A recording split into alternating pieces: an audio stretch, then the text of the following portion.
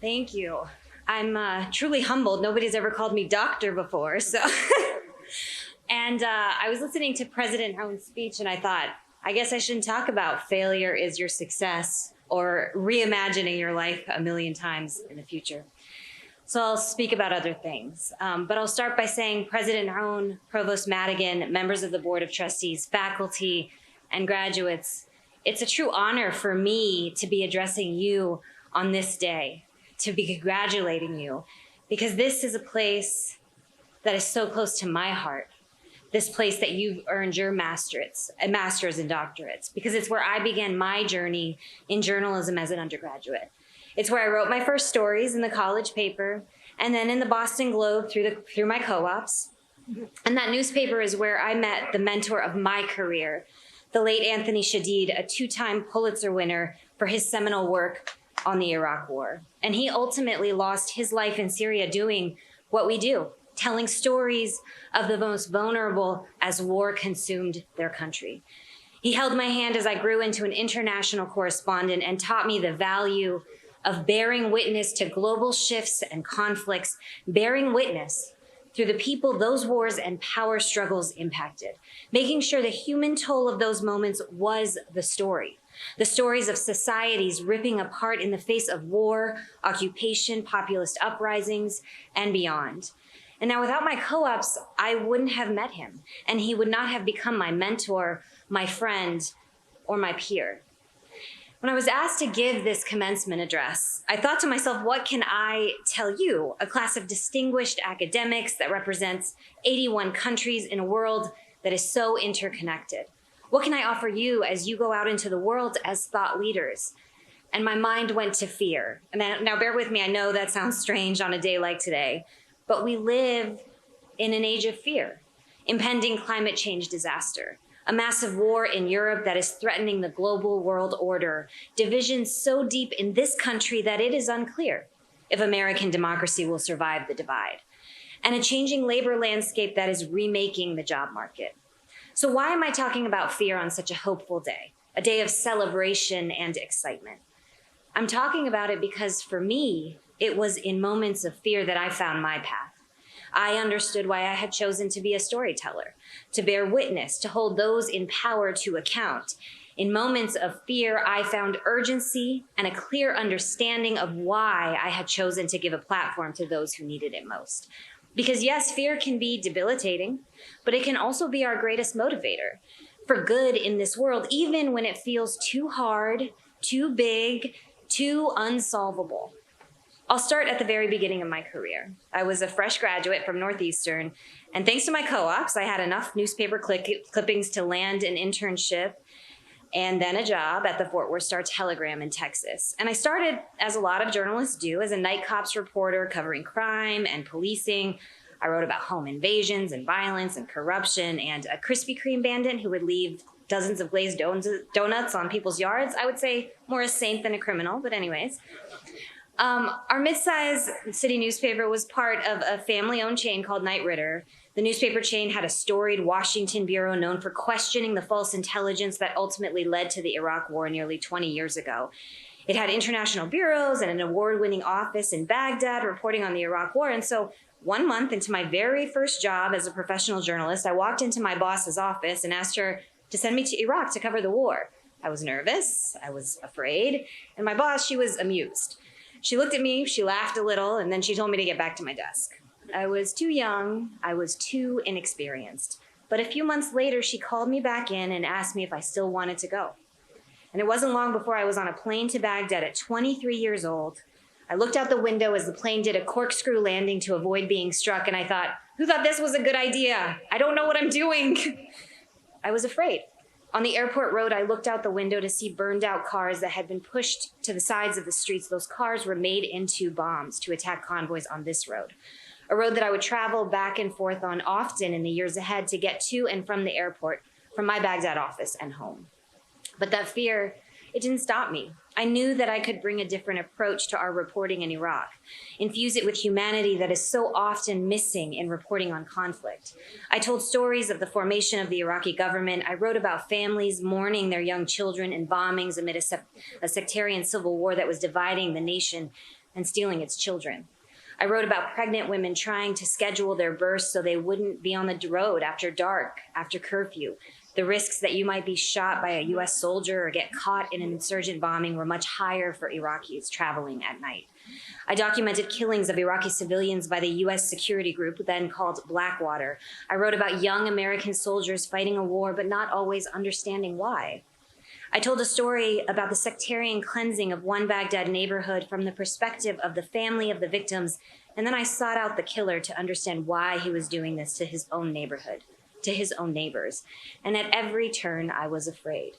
Afraid not of the danger, but that I might not be able to capture all that was at stake in a war that proved to be a catalyst for unrest in the region, a war that was a long, expensive, and deadly undertaking by the US government. From there, I moved to Egypt, where I covered uprisings that started in Tunisia, spread to Egypt, and soon throughout the Middle East and North Africa. In those moments, I watched people bravely revolt against autocratic rulers to demand a say in who governs them. But revolt turned to infighting, to confusion, to repression, and in some cases, extreme violence by those in power against those daring to demonstrate. In Egypt, I ran through an alley under fire and into a state massacre of pro-Muslim Brotherhood protesters, not because I'm brave and not because I'm a thrill seeker, quite scared of most things. I did it to count the bodies, so that no one could say it did not happen, or that they shot themselves, as sometimes I was told. In some cases, demonstrators in places like Syria and in Libya took up arms to defend themselves, and as we saw the most extreme, the best armed dominated. The thing that I realized as I watched people trying to survive these moments was that humanity was on display. It could be ugly and cowardly, but it could also be beautiful and brave.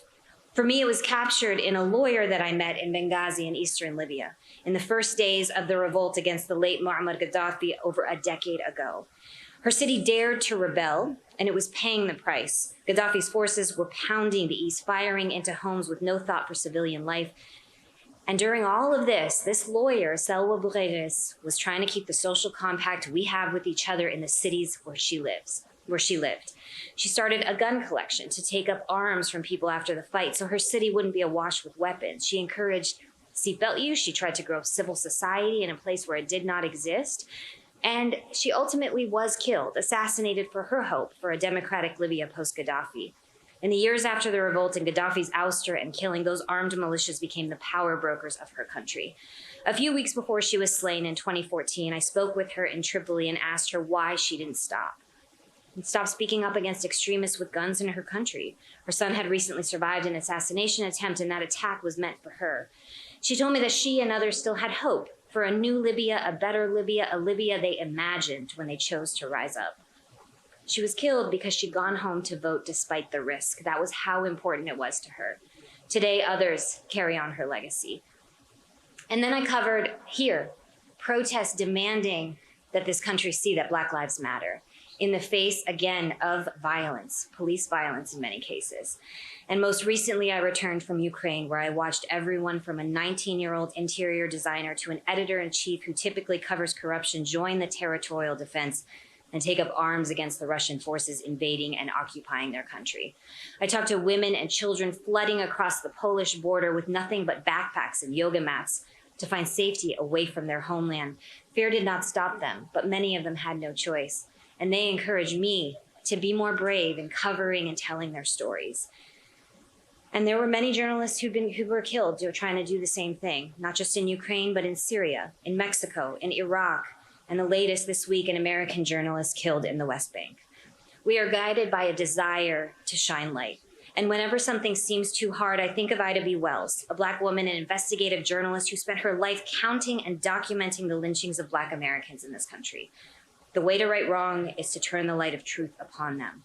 Those are her words, the words that drove her vital work. So today, what I say to you, when you think about the future, don't let fear stop you. And I'm not talking about running through alleys under gunfire. I would recommend not doing that. I'm talking about the existential fear, that voice in your head that says you can't. The fear that stops us from trying. Lean into moments that feel scary. When it's hard to speak up, when it's hard to see how you might find your purpose, make your difference as an educator, as a scientist, as a storyteller, as a lawyer, as an engineer, Search for that purpose in what scares you. That is where I found my calling. On my graduation day, many years ago, I didn't understand how lucky I was to have gotten my education here at Northeastern. It gave me the skill set to start my journalism career, but it also, most importantly, taught me how to find my first job in the field, how to practically start that career. Did I think it would land me here, speaking to you, as a host of NPR's flagship morning news show? Never. Did I think I would be able to shine a light on what is hidden and ask for accountability from those in power on a national platform? Never. And here we are.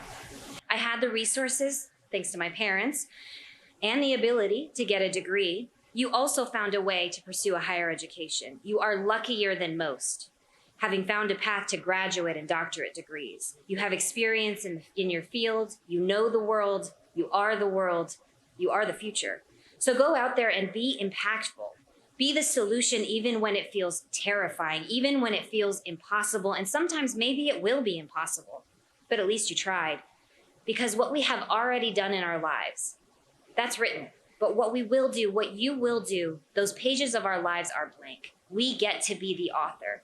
Do not let the fear of what has happened, what is happening, stop you from pursuing the hope of what could be. You are that hope. So today, graduates, you are equipped and ready. It's time to go write the rest of your story. Do it thoughtfully, do it purposefully, and never let fear of failure stop you from trying to be the difference. Whatever you choose to do, graduates, be bold. Congratulations and good luck.